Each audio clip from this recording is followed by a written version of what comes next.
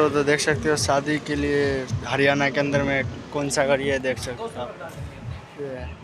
300 diesel, 300 का diesel डल रहा है भाई। जीरो चेक करना भाई। देख सकते हो शादी के लिए सज के आया है ये गाड़ी। तो दोस्तों देख सकते हो ओडी गाड़ी है ये, अंदर का भी लुक्स देख सकते हो आप लोग। तो हो चुका है 300 का डीजल, नोजल रख देते हैं, पीछे कर लो। तो दोस्तों आगे से देख सकते हो ओडी गाड़ी का कितना सजा रखा है, मस्त तगड़ा लग रहा है। और ये देख सकते हो इसका एलॉय व्हील दिखाता हूँ ओडी का, ये देख सकते हो। चलो भाई आगे करना। तो दोस्तों देख लो जा रहा है, ओडी गाड़ी है, कितने लुक में है, तगड़ा है। तो दोस्तों अच्छा लगा।